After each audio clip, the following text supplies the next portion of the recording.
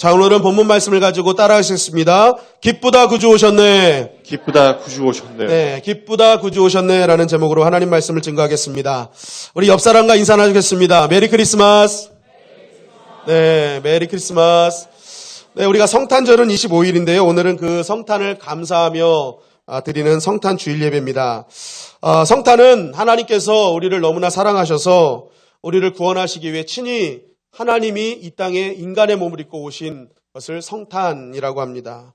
그러니까 하나님께서 친히 낮아지심, 인간 되심 것을 감사하며 드리는 지금 예배죠.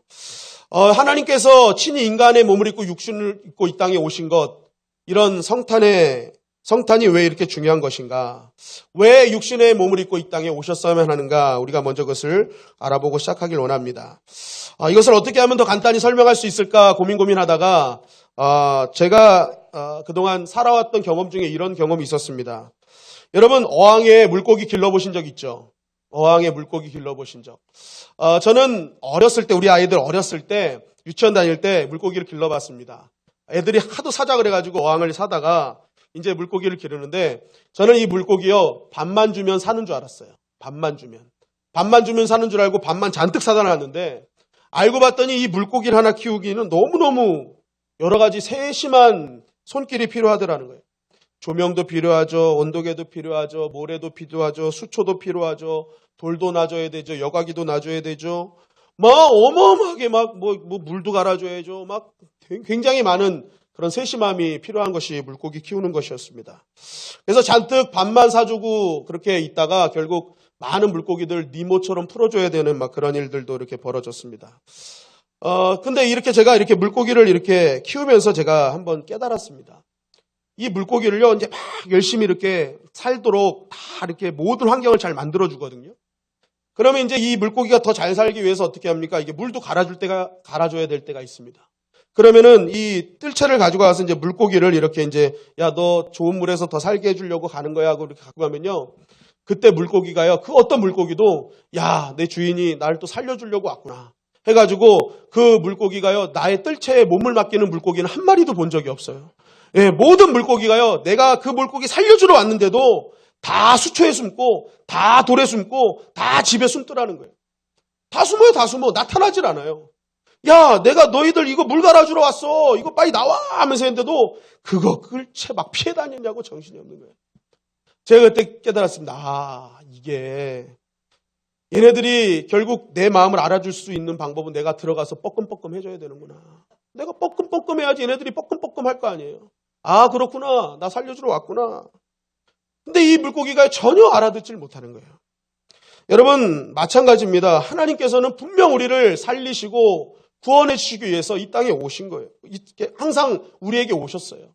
그럼에도 불구하고 이 땅에 피조물들은요, 그런 하나님의 마음을 알지 못하는 거예요. 하나님의 뜻을 제대로 알지 못하니까 매일 하나님이 두려운 거예요. 도망가고. 물론 피조물이 창조주를 이해할 수는 없습니다. 그러나 이런 것들을 하나님이 마음 아파하셔서 뭐예요? 그 알아듣게 하기 위해서 하나님이 인카네이션 한 거예요. 우리가 물고기가 돼서 얘기하려고 하는 것처럼 인간의 언어를 입고 오신 거예요. 하나님의 언어로는 전혀 알아듣지 못하니까 내가 인간의 언어로 내려오겠다. 여러분, 그래서 인간의 몸을 입고 오셔서 인간으로서 말씀하신 거고 삶으로 보여주신 거예요. 내가 너희를 사랑한다. 내가 너희를 정말 너희를 위해서 왔다.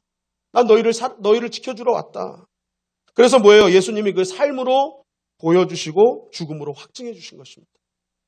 그러니까 이 성탄은요, 너무너무나 큰 은혜라는 것이죠. 여전히 부족하고 여전히 죄 가운데 있지만 여전히 모든 거 품어주시는, 여러분, 웬만큼 알아듣지 못하면요, 사람들은 그냥 포기하잖아요. 아유, 저런가 보다. 근데 하나님은요, 알아듣지 못해도 친히 가장 낮은 자리에 오셔가지고 우리를 알아듣게 하시면서 뭐예요? 그분의 진정한 사랑과 구원이 무엇인지를 깨닫게 해주셨다는 것입니다. 여러분, 성탄은 은혜인 줄 믿습니다. 그래서 여러분, 이 성탄의 은혜를 누리는 사람의 특징은 뭐냐? 그 안에서요, 기쁨과 평안이 계속적으로 넘치게 되어 있다는 거예요. 누가복음 2장 10절 말씀에 이렇게 말씀하고 있습니다. 시작.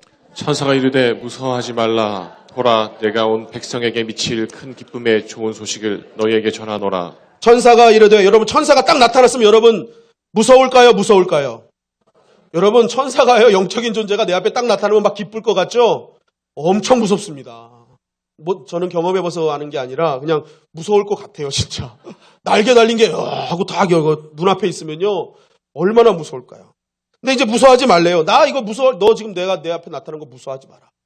나는 지금 너한테 정말 기쁨의 소식 전하러 왔다. 뭐예요? 예수님이 이 땅에 오신 성육신의 사건은 기쁨의 소식이라는 거예요. 누가복음 2장 14절은 또 이렇게 증가합니다. 시작.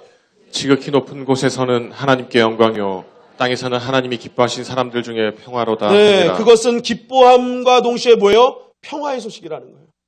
엄청난 평화를 누릴 수 있다는 거예요. 그래서요, 이 예수님을 딱 만난 동방박사들이요, 어떻게 변했는지를 성경은 이렇게 증가하는 거예요. 누가복음 2장 20절 말씀입니다. 시작. 목자들은 자기들에게 이르던 바와 같이 듣고 본 그 모든 것으로 인하여 하나님께 영광을 돌리고 찬송하며 돌아가니라. 목자들이 열심히 주님의 오심을 봤습니다. 그걸 딱 보자마자 듣고 본 모든 것으로 인하여 하나님께 영광 돌리고 뭐 했어요? 찬송했다는 거예요. 이 하나님의 그 은혜를 생각하니까 입속에서 뭐가 끊이지 않는 거예요? 찬송이 끊이질 않는 거예요. 이전에는 아무도 찾지 없는 바람 부는 언덕에 맨날 잡초 같은 인생, 이 잡초 같은 인생. 맨날 그것만 부러제꼈는데 갑자기 뭐예요? 하나님 나를 구원하셨군요. 이 잡초 같은 인생을 하나님 구원하셔서 정말 이렇게 쓰임받게 하셨군요. 이 나를 위해서 예수님이 이 땅에 오셨군요. 너무너무 감사합니다. 뭐예요? 입이 찬양이 마르지 않는 거예요. 마태복음 2장 10절은 또 이렇게 증가하죠. 시작. 그들이 별을 보고 매우 크게 기뻐하고 기뻐하더라. 그들이 그 별을 보고 뭐예요? 기뻐하고 기뻐하더라. 여러분, 은혜를 가장 충만히 받았을 때의 성경 표현은요, 은혜 위에 은혜로라 합니다. 은혜 위에 은혜로라. 그게요, 은혜를 받은 것 중에 가장 많은 은혜를 받은 자의 표현이에요. 그런데 오늘 뭐예요? 기뻐하고 기뻐하더라. 이게 뭐예요? 가장 기뻐하는 순간이 왔다는 것입니다. 정말 이 기쁨은 어떻게 표현할 수 없는, 정말 너무 내 안을 너무너무 기쁘게 만드는 엄청난 기쁨이었다라는 것을 말하고 있는 거예요. 그러니까 이 동방박사가 예수님을 만나는 순간 찬송이 끊이지 않고, 왜 끊이지 않아요? 그 안에 기쁨과 평화가 넘치기 때문에. 그래서 여러분, 이 땅에 예수님 오심을 경험한 사람은요, 주님께서 주시는 그 기쁨과 평안 때문에요, 가만히 있을 수가 없는 거예요. 끝까지 찬양이 넘쳐나고요. 그 주님을 증거하는 일에 절대로 모든 일들을 주님 앞에 헌신하는 그러한 일들이 벌어지게 되는 것입니다. 여러분, 그런데 이런 은혜의 주인공이신 예수님이 2000년 전 이 땅에 오셨을 때 말씀을 가만히 보니까 이러한 기쁨과 평안을 누리는 부류가 있었고, 그렇게 동일하게 오셨는데도 불구하고 이 기쁨을 누리지 못하는 부류가 있더라는 것입니다. 중요한 것은 이러한 2000년 전에 있었던 이 현상은요, 지금 이 시대에도 일어나고 있다는 거예요. 주님이 이 땅에 오신 이 기쁨의 성탄주일, 이 성탄을 누리면서 어떤 사람은 그 예수님 때문에 기뻐하고 감사하고 평안이 넘치는데, 어떤 사람은 여전히 그러한 기쁨과 평안이 없고 답답함과 두려움과 염려로 살아가는 인생이 있다는 것입니다. 은혜는 동일하게 임하는데 왜 2000년 전에 또 2000년이 지난 지금도 항상 이것이 두 부류로 나누어지는가? 그 이유를 성경은 이렇게 증거합니다. 누가복음 2장 7절 말씀입니다. 시작. 첫 아들을 낳아 강보로 싸서 구유에 누였으니 이는 여관에 있을 곳이 없음이라라. 자, 이 말씀을 통해서 우리에게 주시는 핵심이 뭐냐면, 왜 은혜를 누리고 누리지 못하냐, 이 차이는요, 따라하십니다. 빈방의 문제다. 빈방이 문제다. 빈방의 문제라는 거예요. 빈방이 없기 때문에 그래요. 내 인생에 주님을 모실 빈방이 없어요. 나로 꽉 차 있어요. 내 생각으로 꽉 차 있어요. 주님을 나의 구주로, 나의 왕으로, 나의 주인으로 모실 자리가 없는 것입니다. 여러분, 오늘 말씀에도 보니까요, 이 여강에 빈방이 없습니다. 출산을 앞둔 산모가 이루고 왔는데요, 양보해 줄 수 있는 빈 마음을 가진 인생이 하나도 없었다는 것입니다. 자신을 포기하고 불편함을 감수할 만한 그런 빈방 인생이 없는 거예요. 여러분, 여간에 빈방이 없었다는 것은 어마어마하게 사람들이 많았다는 것을 뜻하는 것입니다. 여러분, 그런데 그렇게 많은 사람들 중에 바로 옆에서 예수 그리스도가 나심의 진정한 기쁨과 감사를 누린 사람은 한 명도 없었다는 거예요. 빈방이 없는 그 사람들로 꽉꽉 찼는데 그 여관에서 한 명도 예수님의 나심의 기쁨과 감사를 누린 사람이 아무도 없었다는 거예요. 오히려 저 멀리서 그 별을 보고 찾아왔던 동방 박사들만 기쁨을 누렸다는 것입니다. 이유가 무엇입니까? 주님이 옆에 있음에도 내가 그 주님 앞에 나의 모든 빈방을 내어드리질 않는 거예요. 내가 내 인생의 주인이고 나로 꽉 차 있는 거예요. 그러니까 아무리 옆에 주님이 있어도 그 은혜를 누리지 못하는 것입니다.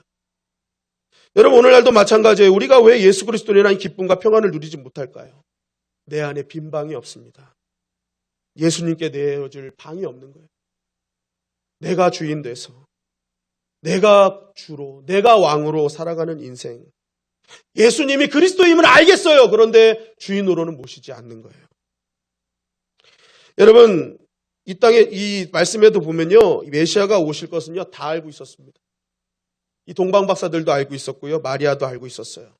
심지어는 헤롯 왕도 알고 있었고요, 서기관과 대제사장도 다 알고 있었습니다. 유대인, 정통 유대인인 여관주인조차도 그들이 예수님이 메시아로 이 땅에 메시아가 오실 것인지 약속으로 율법으로 알려주셨거든요. 다 알고 있었어요. 그럼에도 불구하고 다 알았지만 은혜를 누린 자들 있고 누리지 못한 자들이 있었다는 거예요. 여러분, 동방 박사를 가만히 보십시오. 말씀대로 다 이루어짐을 믿었어요. 알고 있었어요. 그 아는 것이 현실로 나타나니까 뭐예요? 엄청난 수고를 아끼지 않잖아요. 그 먼 거리를 다 해가지고 자기가 가장 아끼는 최고의 것을 다 내어드리잖아요. 뭐예요? 예수님이 나의 왕이시라는 거예요. 그게 그분이 나의 주시기 때문에 내 것 부족하면 나는 나의 모든 것 다 내어놓을 수 있다는 거예요. 다 비워드리는 거예요. 다 비워드리는 거예요. 그리고 뭐예요? 그분으로 채우는 거예요. 여러분, 마리아도 마찬가지죠. 천사가 나타나와서 얘기합니다. 너 성령으로 잉태할 거야. 여러분, 이거요, 당시에 율법이 지배하는 시대, 이거 어마어마한 얘기입니다. 여러분, 지금 성적으로 문란해진 이 시대도요, 이 처녀가 임신했다 그러면은 좋아할 사람 있습니까? 다 손가락질 하잖아요. 우리 권사님들 생각해 보세요. 내 아들이 며느리 될 여자를 데리고 왔어요. 그런데 아들이 거기서 폭탄반응을 합니다. 엄마, 이 여자가 임신했어요. 그러면요, 요즘은요, 그런 생각도 있잖아요. 뭐, 선물이다. 그런데 이 아들이 또 얘기합니다. 그런데 내 아들이 아니에요. 맞이할 분들 있으세요? 네? 내 아들이 아니래. 그런데 그 여자가 한마디 더 건드려. 성령으로 잉태했습니다. 그럼요, 그 며느리 그 부모님 뭐예요? 야, 얘 쟤 미녀다. 미친 여자다. 가서 정신병원에 먼저 좀 집어넣어라. 어떻게 저런 미녀를 나한테 데리고 왔냐? 이거 말도 안 되는 일 아니냐 하면서 뭐예요? 미친 여자 취급할 거란 말이에요. 2000년 전은 더 했어요. 돌에 맞아 죽는 거고, 이거 파혼은 당연한 거고. 그러니까 개인적으로, 사회적으로 완전히 매장당하는 일입니다. 그런데 이러한 천사가 나타나서 너 성령으로 잉태했어라는 이 말을 듣고 마리아가 어떻게 반응했는지 누가복음 1장 38절에 보니까 이렇게 말해요. 마리아가 이르되 주의 여종이 오니 말씀대로 내게 이루어지리다 하며 천사가 떠나가니라. 그 말씀대로 이루어질 줄 믿습니다. 주님의 말씀이 그러하다면 기꺼이 순종하겠습니다. 내가 사회적으로 개인적으로 매장되는 한이 있더라도 그 말씀을 내가 먼저 심습니다. 나를 비우고 주의 말씀을 집어넣습니다. 내가 기꺼이 주님 앞에 그 빈방을 내어드리겠습니다. 여러분, 주님 앞에 자신의 빈방을 말씀 앞에 내놓으니까요, 그 안에 성육신의 은혜가 임하더라는 것입니다. 그런데 오늘 말씀해 보니까 이 마태복음 2장 1절부터 3절은 이렇게 증거하고 있어요. 다 같이 읽겠습니다. 시작. 헤롯 왕 때에 예수께서 유대 베들레헴에서 나심에 동방으로부터 박사들이 예루살렘에 이르러 말하되 유대인의 왕으로 나신 이가 어디 계시냐? 우리가 동방에서 그의 별을 보고 그에게 경배하러 왔노라 하니 헤롯 왕과 온 예루살렘이 듣고 소동한지라. 네, 그 동방 박사가 야, 유대인의 왕이 나셨는데 어디 있어? 하고 막 기쁘게 와가지고 물어봤어요. 그랬더니 헤롯 왕과 온 예루살렘이 듣고 소동한지라. 여기서 소동했다고는요, 당황했다는 거예요. 여태까지 이런 적이 없었는데 그 주님 오실 줄 예언을 했지만 지금까지 보니까 안 오실 줄 알았는데 내 왕권이 끝까지 쓸 줄 알았는데 그러니까 당황한 거예요. 염려한 거예요. 불안함이 없을한 거예요. 자기 나라가 영원할 줄 알았던 거예요.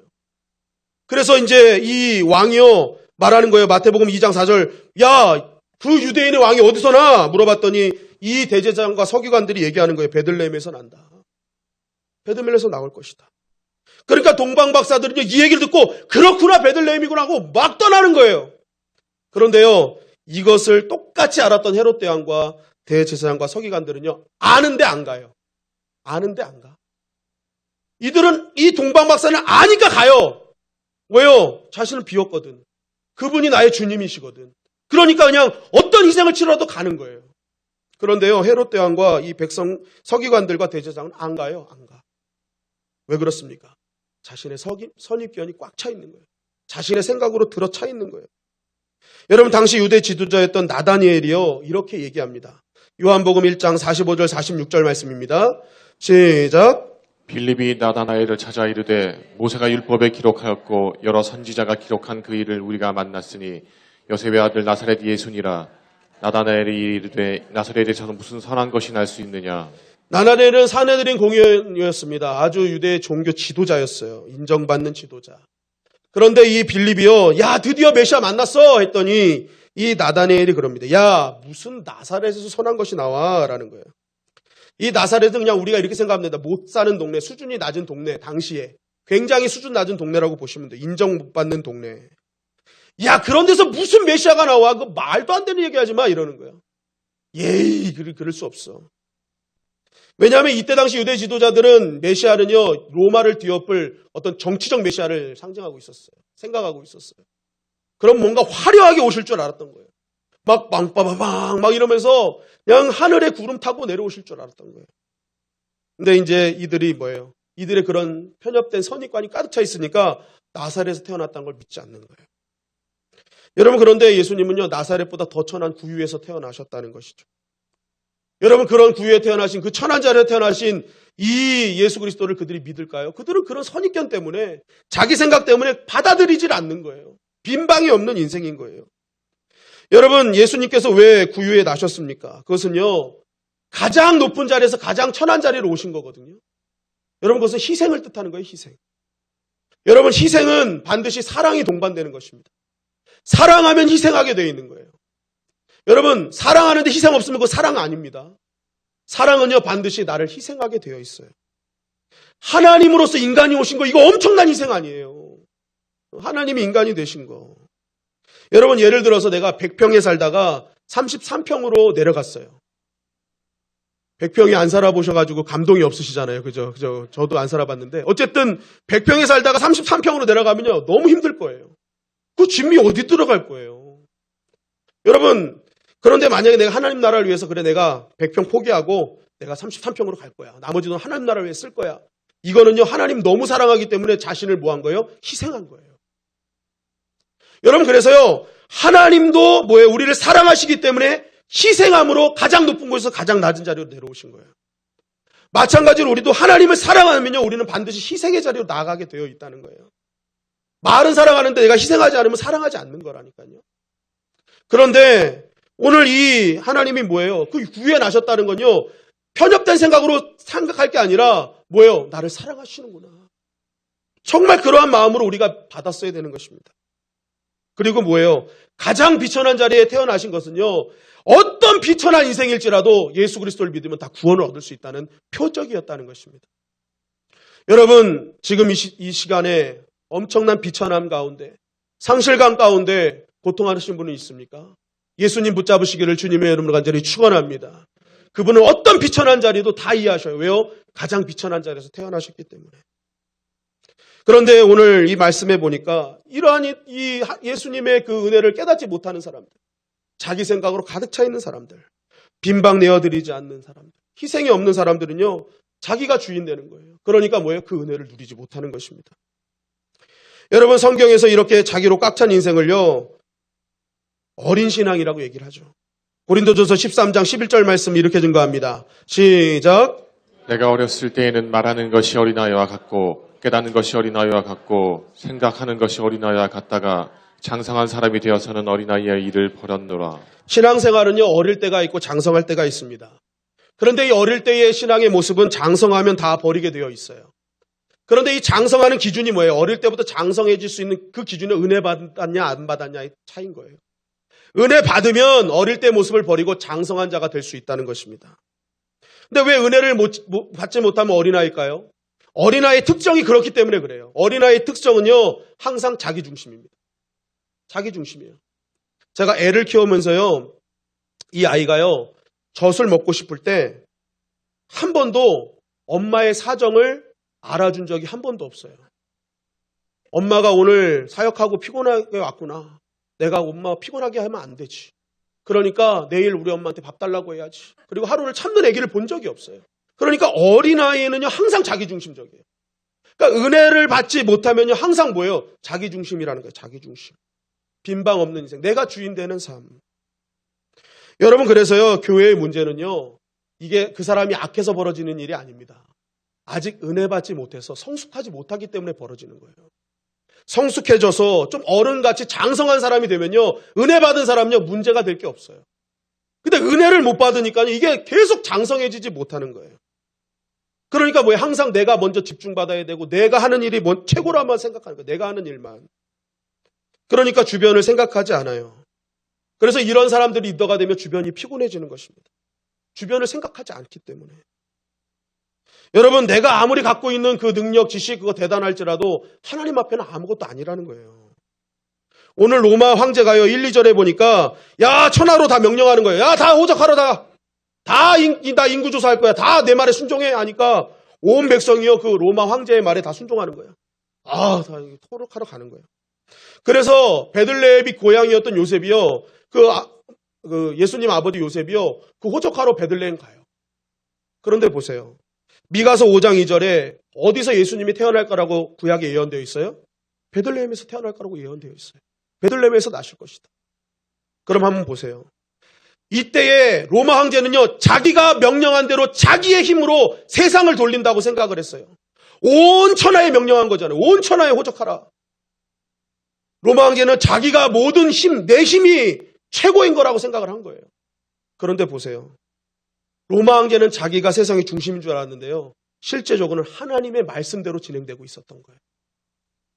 그 로마 황제조차도 하나님의 말씀대로 사용되어진 도구에 불과할 뿐이었다는 것입니다. 아무리 로마 황제일지라도, 아무리 권력을 갖고 있을지라도 다 하나님 앞에 서면 다 연약한 거예요. 그런데 어떤 분들은 그래요. 아유, 하나님 나라는 연약한 거 쓰는 거잖아요. 연약한 거 쓰는 거잖아요. 그러니까 나는 힘이 있고 나는 능력이 있으니까 그 연약한 자한테 얘기하라는 거예요. 여러분, 그게 아니에요. 여러분, 그 의미는 연약한 자를 쓰신다는 것은요, 어떤 자를 쓰신다는 것이냐면 우리가 진정으로 하나님께 1대1로 딱 쓰는 순간 내가 갖고 있는 거 그거 다 부질없음을 깨닫게 됩니다. 그래서 어떻게 해요? 주님, 저는 연약한 자입니다. 주님, 저는 정말 아무것도 없는 자입니다. 그렇게 하나님 앞에 선자를 쓰신다는 거지 진짜 힘없는 자를 쓰신다는 게 아니에요.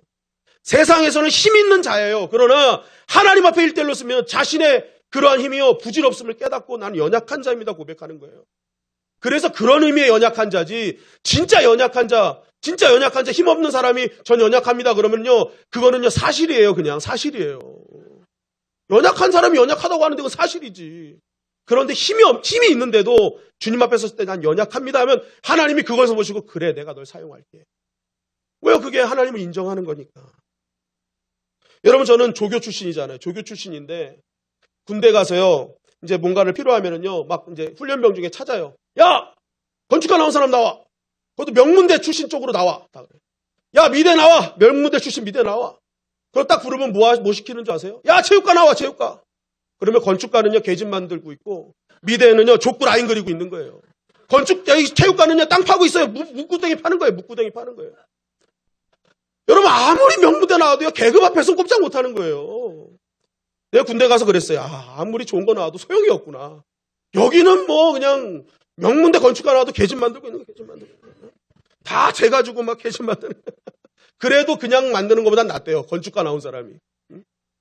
저도 이게 신학대학 다니다 왔잖아요. 그랬더니 갑자기 신학대학 나와! 그러는 거예요. 그래서 나갔어요. 그랬더니 이 훈련 받다가 훈련병이 죽었어요.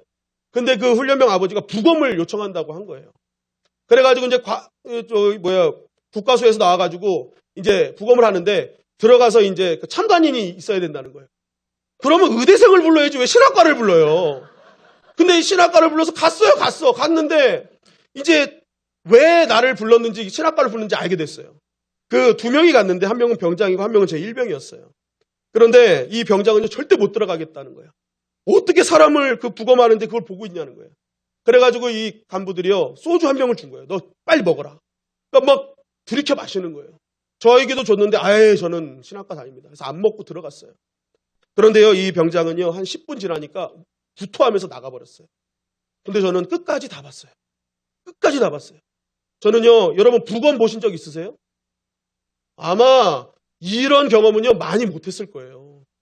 그래서 제가 생각했어요. 아, 내가 성령의 술에 취해 있으니까 나를 불렀구나, 이렇게 생각을 했어요. 이거요, 아무나 못 보겠더라고요. 그냥 막 거기 국가수 직원만 뭐 이렇게 하고 있지, 막 사람 심장 다 자르고, 막 이거 다 하는 거 뇌 끓여가지고 뇌 잘라가고, 막 이런 걸 다 본 거거든요. 제가 그걸 보면서 생각했어요. 하나님이 이걸 또 나한테 보내주신 이유 딱 하나였어요. 그걸 또 찾았어요. 생명은 정말 아무것도 아니구나. 인간의 생명 아무것도 아니구나. 심장에 관상동맥 세 개 중에 하나 막혀서 죽었어요. 이 심장을 잘라보더니 계속 잘라더니 아, 이것 때문에 죽었네, 딱 그러는 거예요. 아마 이것 때문일 거야, 라는 거예요. 그러면서 이제 보여주는 거예요. 이거 보셨죠? 하면서 보여주는 거예요. 관상동맥이 막혀서 죽었다. 제가 그거 보면서 야, 인간이 대단한 것 같아도 저 구멍 하나 막히니까 죽는구나. 제가 그때 깨달았어요. 그리고 하루 뒤에는 또 신학가를 불러요. 또 불러요. 그래서 나갔더니 이번에는 염하러 들어가래요. 염하러 들어가래요. 아이, 장례학과를 보내야지. 왜 신학과를 보내냐. 그래가지고 딱 봤더니요, 그러는 거예요. 너 앞으로 하나님 나라에 많이 보낼 거잖아. 그러니까 저보러 들어가라는 거예요. 들어가라는 거예요. 여러분, 아무리 뭐 내가 전공을 해도요, 계급 앞에 꼼짝 말아요. 계급 앞에 꼼짝 말아요. 여러분, 세상에 계급 앞에도 꼼짝 마는데 하나님 앞에 하물며 우리가 아무리 뭘 갖고 있어도 그 창조주 앞에 우리가 뭘 자랑할 수 있겠습니까? 여러분, 한번 따라할까요? 교회는 실력으로 되는 것이 아니라 실력으로 되는 것이 아니라 합력으로 되는 것이다. 협력으로 되는 것이다. 네, 예수님이 우리 머리 되시잖아요. 우리는 그분의 손과 발의 역할을 하는 거예요. 그러면요, 이 손과 발을 하는 일은 다르지만 머리 되신 주님이 하나님의 나라를 위해서 함께 움직여 주시는 거예요. 일은 달라도요, 결과적으로 하는 이 모양은 다르지만 하는 일은 같은 거예요. 그러니까 교회 일은요, 내가 하는 일도 중요하지만 상대방의 일도 굉장히 중요한 것입니다. 그런데 이것이 성숙하지 않은 사람은요, 이게 내가 굉장히 실력 때문에 된다고 생각을 하는 거예요. 그렇지 않아요. 여러분, 그게 실력 때문에 되는 것이 아니라 그 사람을 위해서 오늘도 자기를 포기하면서 그 사람을 맞춰주면서 합력하는 사람을 통해서 하나님의 나라는 진행이 되는 것입니다. 여러분 꼭 기억하십시오. 지금 내가 별로 이렇게 성숙되지 않았는데도 일이 되는 건요, 그만큼 나를 위해 희생하고 빈방을 내어준 인생이 내 주변에 많다는 얘기예요. 그러니까 뭐예요? 그곳에 은혜가 임하고 그곳에 하나님의 나라가 임하는 것입니다. 여러분, 그래서 항상 어디에 은혜가 임합니까? 자신을 빈방처럼 하나님 앞에 모든 것 내어놓는 사람이 많은 곳일수록 그곳에 하나님의 나라가 임하게 되고 큰 은혜의 역사가 일어나게 되는 것입니다. 여러분, 1893년에 미국에서 실제 있었던 이야기 중에 그런 얘기가 있잖아요. 어느 호텔의 노부부가 새벽 늦게 비바람이 치는 그 상황 속에서 들어왔는데 방이 없는 거예요. 그래서 그 호텔 직원이 그러면 내 방이라도, 누추하지만 내 방이라도 쓰겠냐고. 그래서 하루 방을 내어준 거예요. 그리고 나서 이 노부부가 내가 나중에 초청하면은 그때 초청에 응해달라. 그래가지고 가서 2년 뒤에 초청장을 보낸 거예요. 갔더니 이 뉴욕에 정말 어마어마한 호텔 앞에서 만난 거예요. 저 호텔 어떠냐고 노부부가 물어봅니다. 그랬더니 이 호텔 직원이 아우, 너무너무 아름답고 너무너무 화려하네요. 그런데 저게 너무 비쌀 것 같으니까 다른 데서 그냥 우리가 호텔을 잡았으면 좋겠습니다, 라고 얘기를 한 거예요. 그랬더니 이 노부부가 얘기합니다. 이것은 우리가 묵으려고 하는 게 아니라 당신이 이 호텔을 경영해달라고 내가 당신을 부른 거라고. 여러분, 이 노부부가요, 당시에 백만장자였던 윌도프 에스터라는 사람이었고, 그 호텔의 그 호텔을 경영하기를 원했던 그 호텔 벨보이는요, 조지 볼트라는 사람이에요. 이것이 바로 미국 뉴욕의 최고급 호텔 윌도프 아스토리아 호텔의 시초라는 것입니다. 여러분, 사람한테도 빈방 내어드릴 때 인생이 바뀌는데, 여러분, 우리가 천지를 창조하신 주님 앞에 우리의 인생을 빈방을 내어드릴 때 우리의 인생은 완벽하게 바뀔 수 있는 것입니다. 여러분, 이번 성탄절 여러분들의 인생이 정말 기쁨과 하나님 주시는 이 세상에 한 번도 느껴보지 못했던 평안을 누리기 원한다면 여러분들의 생각과 뜻 다 비워주시고 빈방을 주님 앞에 내어드리시기를 주님의 이름으로 간절히 축원합니다. 그 빈방에 주님이요 생각지도 못한 은혜를 채워주시는 거예요. 그 은혜를 누리게 하시는 것입니다. 누가복음 3장 1절 2절은 이렇게 증거합니다. 시작. 누가복음 1장 3장 1절 2절 시작. 디베르 황제가 통치한 지 15해 곧 본디오 빌라도가 유대의 총독으로 헤롯이 갈릴리의 분봉왕으로 그 동생 빌립이 이두레와 트라고니 지방의 분봉왕으로 루사니아가 아빌레네의 분봉왕으로 안나스와 가야바가 대제사장으로 있을 때에 하나님의 말씀이 빈들에서 사가랴의 아들 요한에게 임한지라. 자, 1절은 당시의 세상에서 가장 힘 있는 사람들, 가장 세상적으로 능력 있어 보이는 사람들, 뭐 어마어마하게 모든 것을 이루어 사는 사람들에 대해서 쭉 열거를 해요. 그런데 2절에 넘어가는데 이러한 어마어마한 사람들이 있었는데 하나님의 말씀은 누구에게 임했느냐? 빈들에 있는 세례 요한에게 임했다는 것입니다. 여러분, 이것이 중요한 거예요. 오늘날 우리가 정말 누리지 못했던 하나님의 은혜, 하나님의 능력, 하나님의 평안과 기쁨은요, 빈들의 영성에 임하는 거예요. 내가 아무리 높고 대단한 거 그거 믿고 살면요 절대로 하나님의 은혜를 누릴 수 없어요. 그러나 나는 아닙니다. 주님이 나의 왕이십니다라는 그 고백하는 빈들의 영성, 빈방의 영성이 있을 때 하나님의 은혜는 위로부터 나에게 부어주시는 것입니다. 한번 따라 하시겠습니다. 위대한 낮아짐.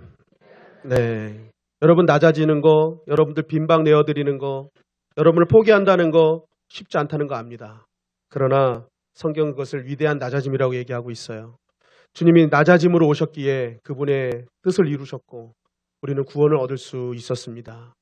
여러분 마찬가지입니다. 우리가 성탄의 기쁨을 누리는 것은 나의 이해와 납득과 공감을 필요로 하지 않습니다.